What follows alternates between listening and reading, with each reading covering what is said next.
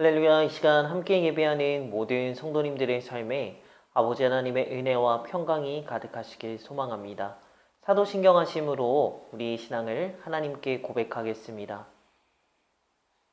전능하사 천지를 만드신 하나님 아버지를 내가 믿사오며 그 외아들 우리 주 예수 그리스도를 믿사오니 이는 성령으로 잉태하사 동정녀 마리아에게 나시고 본디오 빌라도에게 고난을 받으사 십자가에 못 박혀 죽으시고 장사한 지 사흘 만에 죽은 자 가운데서 다시 살아나시며 하늘에 오르사 전능하신 하나님 우편에 앉아 계시다가 저리로서 산자와 죽은 자를 심판하러 오시리라.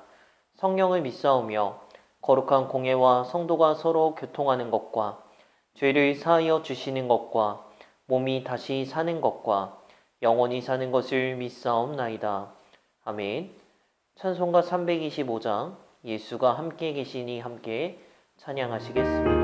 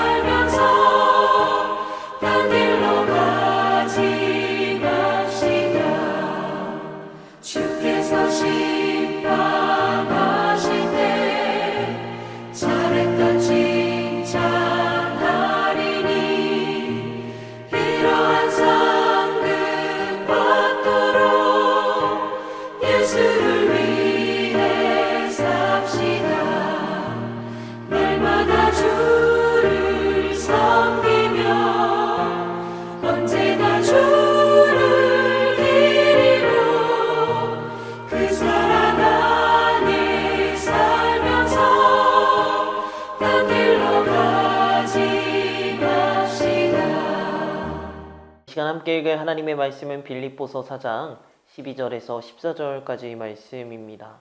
함께 읽도록 하겠습니다. 나는 비천에 처할 줄도 알고 풍부에 처할 줄도 알아. 모든 일 곧 배부름과 배고픔과 풍부와 궁핍에도 처할 줄 아는 일체의 비결을 배웠노라. 내게 능력 주시는 자 안에서 내가 모든 것을 할 수 있느니라. 그러나 너희가 내 괴로움에 함께 참여하였으니 잘하였도다. 아멘. 자, 우리가 함께 계속해서 빌립보서 내용을 다루고 있는데 지난주 마지막 시간에 재정에 대한 부분을 다루었습니다. 오늘도 이어서 재정에 대한 부분을 다루어 보려고 합니다.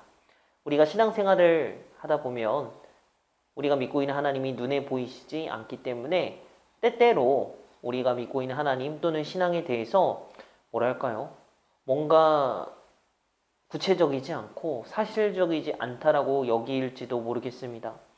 그런데 우리가 눈에 보이지 않는 하나님을 믿지만 분명한 사실은 우리가 하나님을 바르게 믿을 수 있는 증거가 뭐냐? 바로 그 사람의 삶이고요. 신앙은 열매로 말한다라는 것입니다. 우리가 아무리 말을 번지르르하게 잘하면 뭐합니까? 그 사람에게서 진짜 신앙의 열매, 생명의 열매, 그 사랑의 여러 가지 성령의 열매들이 나오지 않으면 정말 아무런 소용이 없다라고 말씀을 드리고 싶습니다. 여러분 신앙생활은 주관적이거나 또는 아무도 남들이 다 모르는 것을 신앙이라고 하지 않고요. 신앙은 사실은 굉장히 사실적이고 구체적이고 객관적인 것입니다. 우리가 정말 믿음으로 제대로 살아가고 있는가? 이것에 대한 실질적이고 구체적인 검증의 틀이 우리의 삶 곳곳에 있는데 그 중에 대표적인 것 중에 하나가 바로 물질의 사용입니다.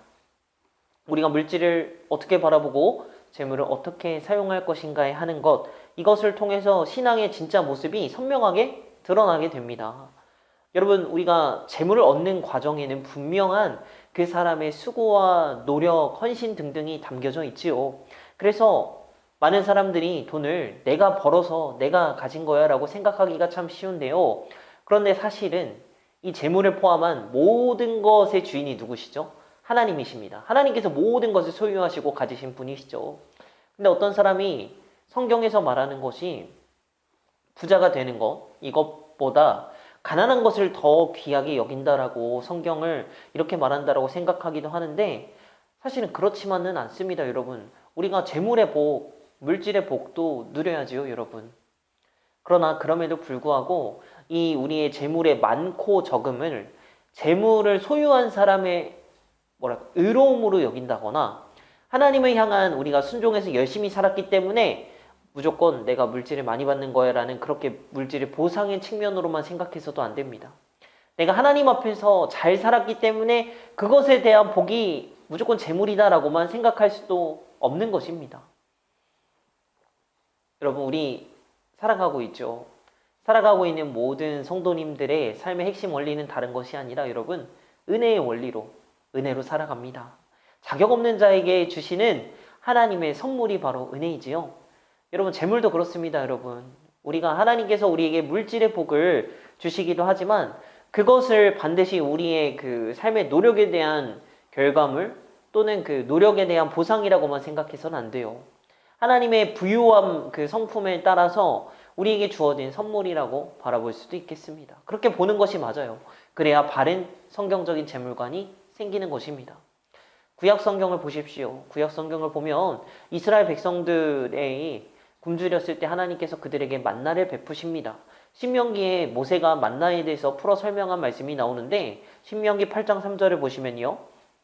너도 알지 못하며 내 조상들도 알지 못하던 만나를 내게 먹이신 것은 사람이 떡으로만 사는 것이 아니오 여호와의 입에서 나오는 모든 말씀으로 사는 줄을 네가 알게 하려 하심이니라. 아멘. 하나님이 만나를 통해서 그들의 굶주림을 해결하시려고 하셨던 것도 목적이기도 하지만 그 목적으로만 만나를 주신 것이 아닙니다. 영적인 세계가 있고 하나님의 입에서만 나오는 말씀을 먹어야 살 수 있는 것을 우리가 깨닫고요. 그 삶을 사모하라고 우리에게 만나를 주셨던 것입니다. 이 만나에만 그 만나 자체에만 마음을 빼앗기면 안 된다는 것이죠. 근데 신약성경을 보면 예수님에게 유대인들이 질문을 합니다. 우리 조상들은 만나를 먹었습니다. 당신은 우리에게 무슨 증거를 주실 건가요? 그러자 예수님께서 이 사건을 해석하는 말씀을 해주시는데요. 요한복음 6장 48절에서 51절까지 말씀을 보시면 내가 곧 생명의 떡이니라. 너희 조상들은 광야에서 만나를 먹었어도 죽었거니와 이는 하늘에서 내려오는 떡이니 사람으로 하여금 먹고 죽지 아니하게 하는 것이니라. 나는 하늘에서 내려온 살아있는 떡이니 사람이 이 떡을 먹으면 영생하리라. 내가 줄 떡은 곧 세상의 생명을 위한 내 살이니라 하시니라. 아멘. 이런 만나를 통해서 진짜 생명의 떡이신 주님의 오심과 주님의 살과 피를 바라보고 기억하고 누리기를 기대하는 겁니다. 만나에만 초점을 맞추면 안 되는 것이죠. 자, 그런데 구약 시대 이스라엘 백성들이나 오늘날 너무 많은 사람들이 이 재물 자체에 참 우리의 마음을 많이 뺏깁니다. 재물을 통해서 하나님이 주시는 영적인 교훈을 그런 참된 복을 배우고 하나님 나라의 마음을 쏟기보다는 이 재물의 획득에만 관심을 가지고 그 재물이 주는 편리에만 마음을 빼앗겨서 이렇게 살아간다면 그것은 멸망으로 가는 지름길일 것입니다. 재물에만 자꾸 마음을 두시면요, 나도 모르게 이 재물이 하나님의 은혜로 주어진 선물이라기보다는 이 재물을 가지고 있는 나를 신뢰해요. 내가 훌륭해서 또는 내가 잘나고 탁월했기 때문에 이렇게 내가 재물을 모은 것 마냥 나를 무한 신뢰하게 됩니다. 나도 모르게 교만에 빠져요. 내가 교만해지면 어떻습니까, 여러분? 다른 사람들을 무정하게 대하기 시작합니다. 자기 이의가 생기는 것이죠. 종교 생활을 하고 있지만 신앙을 우상으로 대체하는 것. 구약은 이스라엘 백성들이 반복적으로 보여준 삶의 모습이었습니다. 물질에 우선을 두고 재물의 마음을 빼앗기니 그 심령과 영혼이 척박해지고 황무해지는 것입니다. 우리 마태복음 6장 24절 보시면요, 너희가 하나님과 재물을 겸하여 섬기지 못하느니라. 아멘. 여러분, 성경은요, 재물 자체를 정죄하지 않습니다. 금욕주의적으로 말하고 있지도 않습니다. 그럼에도 이 재물에 대한 엄중한 경고가 성경에 자주 나오고 있는 이유는요, 사람들의 경향 때문이에요. 재물을 쌓아두기를 원할 때 하나님 없이도 내 그 삶을 안전하게 보호하고 싶은 이런 경향성 때문인 것입니다. 창세기 3장을 보시면 가인과 아벨의 사건이 나옵니다. 그리고 가인이 아벨을 죽인 후에 무슨 일을 했습니까? 도망가서 아들 에녹을 낳죠. 그리고 첫 번째로 한 일이 바로 성을 쌓았습니다. 그는 하나님의 보호를 믿지 않았습니다. 하나님께서 가인이 아벨을 죽인 후에 두려워하는 가인에게 약속의 말씀까지 주셨음에도 불구하고 그는 하나님을 의지하지 않고 성을 쌓아서 스스로를 그렇게 보호하고 싶어하는 일을 했습니다. 하나님 없이 행복하게 살고 싶어서 그 후손들이 하는 일이 뭡니까? 그들이 악기를 개발하거나 음악과 예술을 발전시키죠. 기술과 과학의 문명에 발전시키면서 우리 인생이 어떻게 되어 갑니까? 그것 자체에는 잘못이 없지만 그것으로 인해서 하나님 없이도 살만한 인생으로 만들어 버리는 것입니다. 이런 죄의 경향성을 하나님께서는 굉장히 싫어하십니다. 우리 빌립보서 4장 14절, 그러나 너희가 내 괴로움에 함께 참여하였으니 잘하였도다. 아멘. 여러분, 지난주에 자족함을 바울을 통해서 우리가 배웠습니다. 자족함을 배웠지만 선물이 필요 없다거나 그들에게 감사할 필요가 없다라고 말하고 있지 않습니다. 정말 귀하다고 말씀으로 고백하고 있지요. 돈이 생긴 것이 귀한 것이 아니라 그들이 바울 자신의 괴로움에 함께 참여하기에 귀하다고 말하고 있는 것입니다. 여러분, 우리의 모든 재물의 근원은 하나님께로부터 온다는 사실을 잊지 맙시다. 자신만의 성을 쌓기보다는 이제는 정말 써야 할 곳에 하나님의 그 마음이 흘러가는 그곳에 재물을 흘려보내야 될 줄로 믿습니다. 여러분, 돈이 우상이 되지 마십시오. 사람을 사랑하시는 이 아버지 하나님의 마음을 담아서 이제는 우리에게 허락된 재물을 하나님이 기뻐하시는 좀 아름답고 귀한 모습으로 사용하는 저와 여러분 모든 성도님들 되시기를 간절히 소망합니다. 기도하겠습니다. 할렐루야. 사랑의 하나님, 우리가 계속해서 재물에 대해서 말씀을 나누고 있습니다. 자족함에 대해서 배웠습니다. 그런데 우리가 물질을 정말 하나님이 기뻐하시는 모습으로 바르게 쓰도록 우리의 마음을 생각을 주장하여 주시옵소서. 우리가 재물을 쌓아두려고 할 때 하나님 없이도 나를 안전하게 보호하고 싶은 그런 교만의 경향성이 튀어나오게 됩니다. 주님, 그러나 이제는 우리의 모든 재정의 근원은 하나님으로부터 온다는 것을 잊지 않게 하여 주시옵소서. 정말 써야 할 곳에, 하나님이 기뻐하시는 곳에 지혜롭게 잘 쓰게 하셔서 재물로 인해서, 물질로 인해서 시험 들지 않고 그것으로 인해서 마음이 어려워지는 것이 아니라 아름답고 풍성한 그런 삶을 살아가는 우리 모든 영업교회 성도님들 되도록 주님 역사하여 주시옵소서. 사랑 많으신 예수님의 이름으로 기도합니다. 아멘.